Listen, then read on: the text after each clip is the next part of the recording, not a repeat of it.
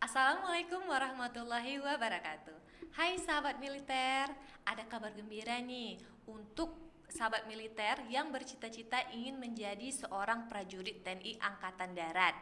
Nah, kali ini sedang dibuka pendaftaran penerimaan calon prajurit TNI Angkatan Darat. Nah, kita akan bahas nih di sini mengenai syaratnya apa saja, bagaimana proses seleksinya, dan kapan dibuka pendaftarannya ini. Nah, bersama saya saat ini sudah hadir Komandan Kodim 0114 Aceh Jaya, yaitu Bapak Letkol Infanteri Alimuddin SE. Selamat datang Bapak. Selamat datang. Izin Pak ya. Apa kabar ya Pak? Sehat? Alhamdulillah baik. Ya. Alhamdulillah ya Pak ya. Nah, saya dengar nih Pak, ini kan akan ada pembukaan penerimaan ya Pak ya, Betul, betul. terkait calon prajurit TNI AD khususnya Tamtama atau bagaimana Tamtama, Pak? ya. Itu kapan Pak kira-kira dibukanya? Sekarang sedang dibuka ya Dek. Jadi dibuka pendaftaran untuk calon prajurit Tamtama. Waktunya untuk pendaftaran online itu sampai tanggal 29 Januari. Untuk semua jadwal kegiatan tinggal ketik saja di rekrutmen.tniad.co.id. Website ya Pak Di ya? website. Nanti di situ tinggal klik saja jadwalnya kapan waktu daftar ulangnya, jadwal tesnya semua sudah terjadwal di situ nanti. Nanti boleh diketik di bawah ini ya, Iya, websitenya apa website itu ya. ya untuk masuk ya. Nah, adapun untuk syarat-syaratnya ini apa nih Pak, yang bisa mendaftar sebagai calon prajurit TNI Angkatan Darat? Syarat-syarat untuk masuk menjadi prajurit TNI AD sesuai Undang-Undang Nomor 34, yaitu ada syarat-syarat umum dan syarat-syarat khusus. Yang pertama ya terutama harus warga negara Indonesia ya, warga negara Indonesia. Kemudian ada persyaratan tertentu untuk tinggi badan sekarang kalau tidak salah 160 cm. Jadi harus 160 cm ketinggian minimal. Kemudian selanjutnya ada persyaratan-persyaratan administrasi dan mengikuti seleksi seperti seleksi administrasi, seleksi kesehatan satu, kemudian selanjutnya seleksi kesegaran jasmani, seleksi kesehatan dua, seleksi psikologi. Setelah memenuhi tahapan itu nanti akan didapatkan prajurit terbaik nanti. Jadi harus melalui pentahapan seperti itu. Ini harus laki-laki saja Pak? Kalau untuk Tamtama laki-laki saja. Laki-laki ya? Kalau untuk Bintara biasanya bisa pria dan bisa wanita. Demikian. Untuk umurnya ini dari umur berapa ini Pak? Umur- Kalau pertama ini? Umur terakhir terhitung mulai tanggal dibuka pendidikan itu 22 tahun. Demikian. Dari umur tamat SMA Tamat SMA dari umur 18 atau 22. 22. 22 itu dihitung, contohnya pendidikan akan dibuka sekarang seleksi contohnya bulan tanggal 20 Februari contohnya pendidikan dibuka. Berarti paling batas maksimalnya terhitung mulai tanggal 20 Februari itu umur 22. Lewat sehari pun tidak bisa. Berarti sudah tidak memenuhi syarat secara umur, demikian. Oh, berarti jika di atas 22 tahun, di atas 23 itu tidak bisa lagi? Tidak bisa. Tidak bisa. Minimalnya berapa tuh Pak? Berarti 18, Minimal 18 tahun. 18 tahun. Namun sekarang 18 tahunnya itu enggak bulat 18 tahun. Jadi kan kadang ada 18 tahun kurang sekian bulan. Jadi kalau dia sudah, kan kadang ada orang tua kita yang sekolah itu nyuri umur ya. Jadi bukannya 7 tahun didaftarin tapi 6 tahun. Jadi kalau dulu-dulu tidak boleh. Terhitung mulai tanggal itu 18 tahun ya harus 18 tahun terhitung dibukanya pendidikan. Tapi kalau sekarang kurang 2-3 bulan bisa. Yang penting dia sudah lulus SMA. Demikian. Dan apakah dibatasi Pak jika sudah menikah tidak boleh mendaftar atau bagaimana? Ya, betul. Jadi untuk rekrutmen TNI Angkatan Darat ini ada 3 jenis, yaitu Tamtama, ada Bintara, ada Akademi Militer, ada Semapa PK. Nah, yang memperbolehkan persyaratan orang sudah menikah ini hanya semua PK boleh, tapi kesarjanaan tertentu seperti kedokteran. Jadi seorang dokter itu boleh, dia sudah nikah, sudah punya anak, daftar militer boleh. Tapi di luar werping itu tidak diperbolehkan untuk harus sudah masih lajang demikian.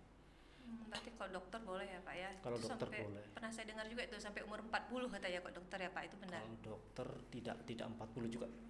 Kalau dulu saya, angkatan saya itu 30 tahun ya. tahun dokter. Kalau kesarjanaan umum 27 tahun maksimum, tapi kalau dokter sekitar 30. Baik.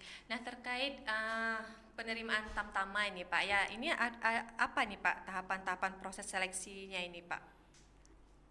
Dari awal sampai akhir. Seleksi awal, calon siswa mendaftar dulu secara online, kemudian selanjutnya dilaksanakan verifikasi berkas. Kemudian setelah verifikasi berkas barulah mulai pentahapan seleksi. Biasanya pentahapan seleksi itu dimulai dari seleksi administrasi, lolos administrasi biasanya langsung jasmani, bisa jasmani dulu, jadwal biasanya antara jasmani dulu atau kesehatan pertama dulu. Jadi kesehatan pertama itu memeriksa kesehatan bagian luar deh. Jadi setelah kesehatan pertama dilanjutkan seleksi jasmani. Di situ setelah kegiatan seleksi biasanya langsung diumumin ini memenuhi syarat atau tidak. Kalau tidak memenuhi syarat berarti sudah berhenti sampai di situ. Kalau dia memenuhi syarat berarti lanjut ke tes berikutnya. Tes berikutnya biasanya setelah jasmani itu biasanya tes psikologi. Nah, setelah tes psikologi, lulus tes psikologi, dari sini psikologi dengan tujuan menggali kemampuan kejiwaan dia, psikologi dia. Jadi karena menjadi tentara ini kan kegiatannya berat, pendidikannya berat, jadi diharapkan orang harus lulus psikologi, karena apabila tidak lulus psikologi, nah dari psikologi itu nanti akan terlihat kejiwaannya dia. Jadi memang harus betul-betul lolos psikologi, karena kalau tidak ya orang tidak siap secara psikologi, bisa jadi nanti setelah pendidikan atau menjadi militer dia kabur atau disersi, bahasa kami disersi, ataupun lebih parah lagi bisa gila pada saat melaksanakan pendidikan itu, karena tidak kuat secara psikologi, tidak siap secara psikologi. Setelah tes psikologi, tes kesehatan 2, kemudian ada lagi tes kesehatan jiwa. Nah, dari nilai tiap-tiap item itu dihimpun, kemudian di ranking, terjadilah nanti ranking siapa terbaik. Nah, itu ada rankingnya nanti. Ini nilai terbaik si A sampai sekian sampai nomor sekian itu. Kemudian dihadapkan pada anemonya berapa. Gelombang sekarang tamtama butuh 300 orang. Ya, dari ranking 1 sampai 300 itulah yang akan lulus. Demikian. Berarti saingan itu seluruh Indonesia tuh Pak? Tidak. Atau Aceh aja berarti ya, dirankingkannya tuh? Biasanya kuota per provinsi. Jadi provinsi Aceh tahun sekarang 300 katanya. Berarti ya bersaing dengan sesama putra daerah Aceh. Penempatannya di Aceh juga khususnya ya Pak ya? Kalau penempatan doktrin kita seluruh Indonesia, seluruh dari Indonesia. Sabang sampai Merauke. Jadi harus siap itu. Siap ya Pak ya, di mana aja ditempatkan harus siap ya kalau TNI itu Pak ya. Ini gratis nih Pak untuk tahapan ininya, kita ikut daftar ini gratis. Yeah. Gratis ya? Ya, saya jamin kalau untuk gratis. Jadi tidak menggunakan biaya Pak ya? Jadi ini gratis ini. Jadi saya tekankan lagi, ini gratis. Jadi janganlah kita kadang di masyarakat itu terstigma bahwa masuk TNI itu memang bayar. Padahal tidak ada seperti itu. Jadi kalau dia memang bagus, siap, ya dia masuk. Jadi saya mencontohkan sampling di anggota saya sendiri. Jadi anggota saya sendiri daftar, punya anak, dia sama-sama daftar. Ya, memang saya cek setiap kali ada anak anggota mendaftar, saya tanya, anakmu larinya berapa, pull up-nya berapa. Kemudian data itu saya bandingkan, saya lihat, ya memang benar. Jadi yang satu ini nilainya kurang, yang satu nilainya memang di atas rata-rata, dan yang masuk ya yang di atas rata-rata memang demikian. Baik. Jadi jika ada memang oknum-oknum atau pihak-pihak yang tidak bertanggung jawab meminta biaya itu bagaimana tuh Pak? Ya, ya memang seperti itu ya. Jadi dinamika seperti itu memang ada, memang kita nggak tutup mata lah ya. Percaloan seperti itu ada. Tapi pada dasarnya kalau kita memandang, kita juga secara militer kan kita tahu betul itu ya. Jadi tahu betul bagaimana proses warping. Jadi sebenarnya kalau istilah kami, orang-orang seperti itu pada dasarnya menembak di atas kuda.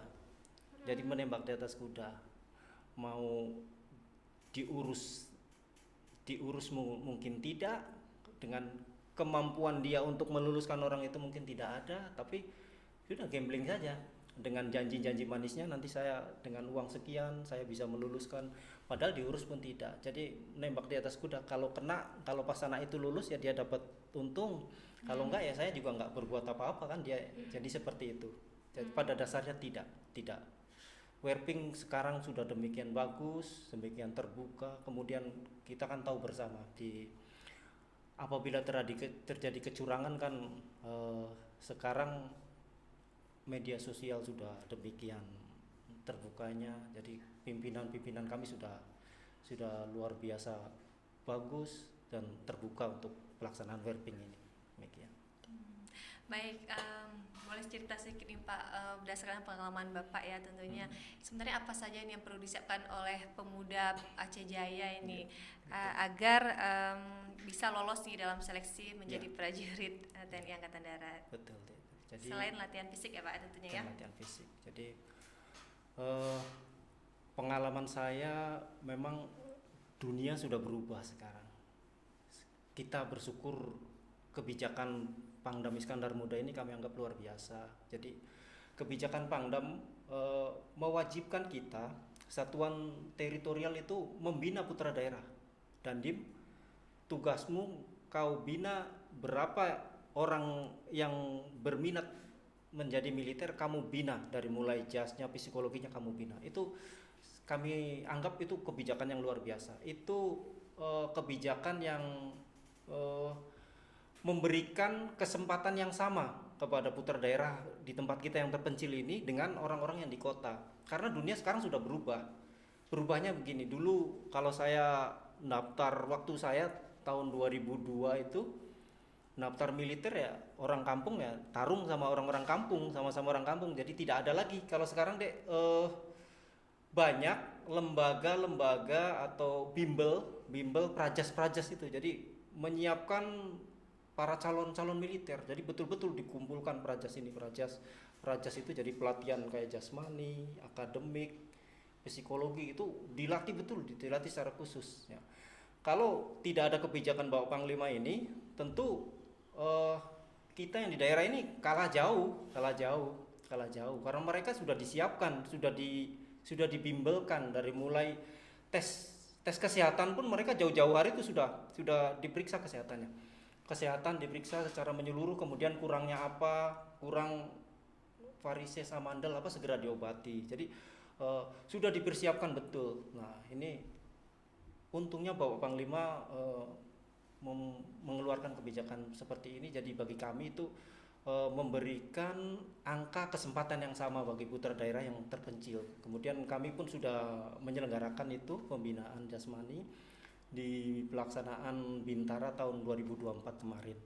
Meskipun secara hasil masih belum baik. Saya anggap masih belum baik dari hasil pekerjaan kami. Itu untuk putra daerah yang dibina itu Pak, bagaimana?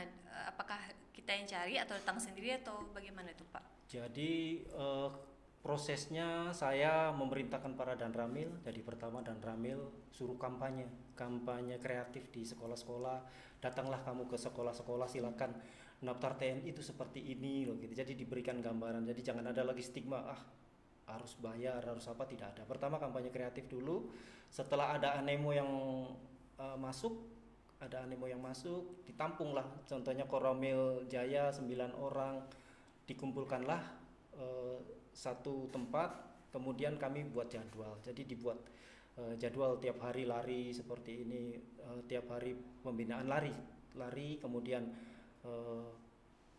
sama psikologi yang kami bina. Kemudian untuk tes kesehatan, karena keterbatasan lab di sini pun tidak ada, jadi untuk lab memang dikembalikan ke orang tua masing-masing. Jadi kita beritahukan, silakan 2 bulan sebelum pelaksanaan tes silakan ke Kesdam, laksanakan rikes anaknya, kemudian laporkan ke kami, sampaikan kekurangannya apa, nanti kita beritahu. Namun secara pembinaan kita intens, jadi kita jadwal 1 minggu 3 kali, biasanya Selasa, Kamis, Jumat kami jadwalkan untuk tes jasmaninya. Kemudian untuk tes latihan psikologinya, kita koordinasi sama SD yang dekat dengan Kodim, itu kita pinjam fasilitasnya, kemudian kita coba tes psikologinya, kemampuan psikologinya. Menarik sekali itu Pak ya, apalagi kan kalau anak kecil itu kan memang masih cita-citanya tinggi ya, mimpinya besar gitu. Jadi dari kecil kita tanamkan dan kita berikan pembinaan juga ke depannya ya. Bagus sekali itu Pak ya. Nah, terkait penerimaan Tamtama ini Pak, ini untuk peluangnya di Aceh sendiri tuh berapa kuotanya nih Pak? Untuk kuota biasanya kami tidak begitu tahu ya kalau kuota itu yang tahu Rendiaga di Kodam sana.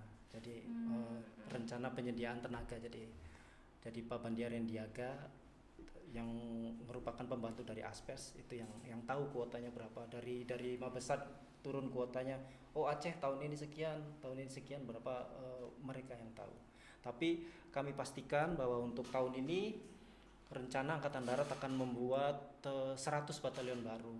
Jadi kalau biasa 200, 300 ya kemungkinan ini bisa lebih karena kebutuhan organisasi. Demikian.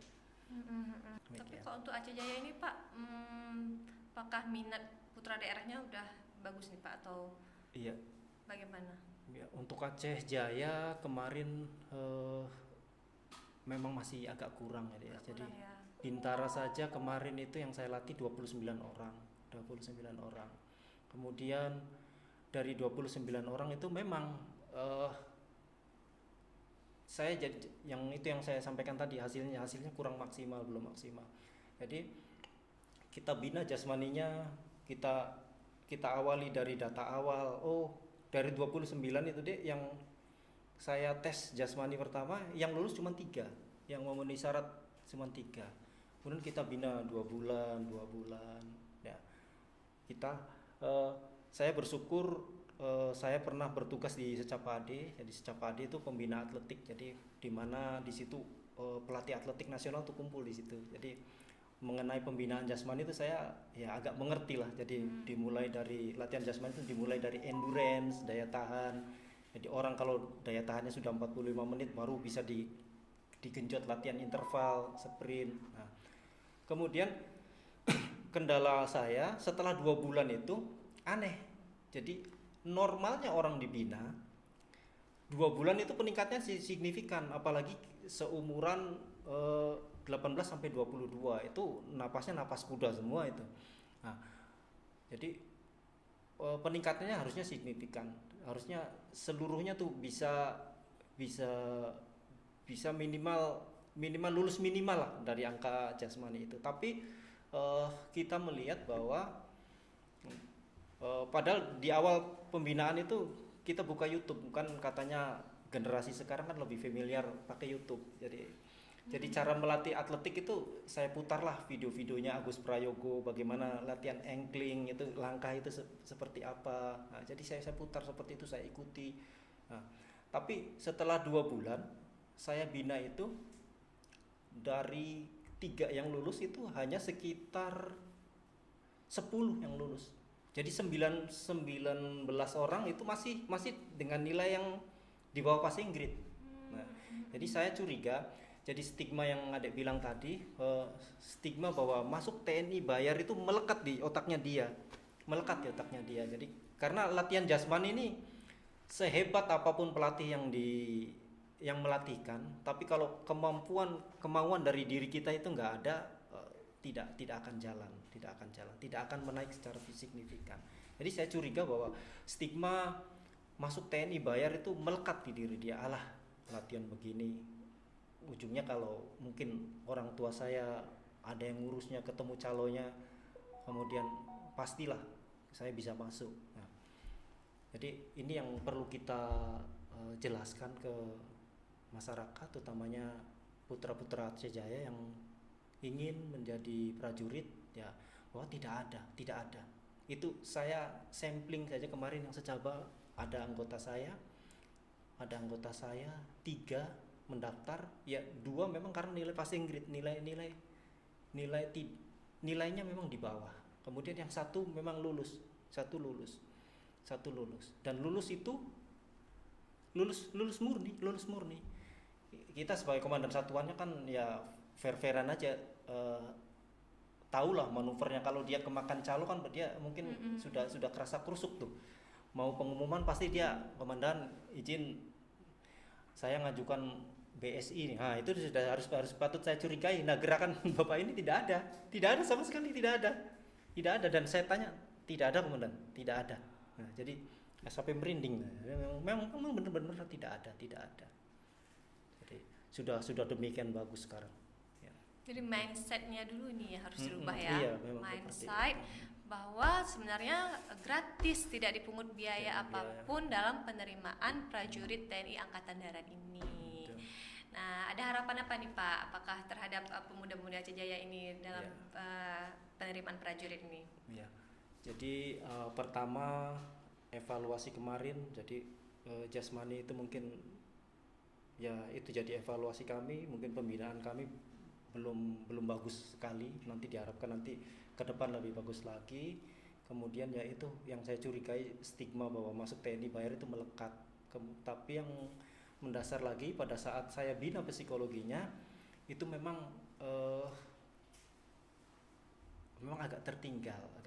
Memang harus dilatih, betul-betul dilatih psikologinya. Jadi kita jadi di tes psikologi kan ada itu mungkin pernah ngitung kertas poli itu yang panjang itu, yang 6 tambah 7 yang seperti itu kan, kertas poli. Iya, hitungan koran itu. Jadi saya dari 29 orang, saya tes polinya itu kan normalnya orang menghitung 2 jam itu kan 1 lembar depan sama setengah ya. Nah, itu yang nyampe 1 lembar depan sama setengah itu cuma 2 orang. Jadi rata-rata tuh ada yang 1 lembar depan saja tidak selesai. Jadi memang perlu dilatihkan lagi, kita perlu dilatihkan secara intens lagi. Jadi harapannya kepada pemuda-pemuda terbaik Aceh Jaya ya, jangan berpendapat bahwa atau berpikiran mindsetnya bahwa masuk militer itu bayar. Tidak ada sama sekali. Jadi sebatas kamu siap, kamu mampu, kemudian silakan datang ke kami. Kami akan bina dengan lapang dada dan tidak ada biaya sepeser pun dari pembinaan yang kami laksanakan, tidak ada kita pungut biaya sepeser pun. Karena kalau di prajas yang ada di kota-kota kan ya memang karena operasional itu kan membutuhkan uang, jadi ada biaya bulanan sekian rupiah. Tapi di kami sesuai perintah Bapak Pangdam, kita maksimalkan potensi putra daerah terbaik supaya memiliki kesempatan yang sama untuk masuk militer. Baik. Menarik sekali ya Pak ya. Semoga bermanfaat juga ini untuk sahabat militer semuanya terkait penerimaan prajurit ini, dan mempersiapkan baik itu dari fisiknya Pak ya, psikologisnya juga. Kan yang rekening koran itu kan kita harus stabil ya Pak ya, kurvanya pastinya ya. Jadi perlu latihan pastinya ini ya. Menarik sekali. Terima kasih Bapak sudah hadir ya Pak ya di podcast ini ya. Nah, untuk sahabat militer yang ingin mendaftar penerimaan prajurit TNI AD, ini sampai tanggal 29 Januari 2025 daftar online-nya. Bisa buka websitenya itu http://ad.rekrutmen-tni.mi.id, nanti ada di bawah ini ya. Baik, terima kasih. Sampai jumpa di podcast selanjutnya. Assalamualaikum warahmatullahi wabarakatuh. Waalaikumsalam warahmatullahi wabarakatuh.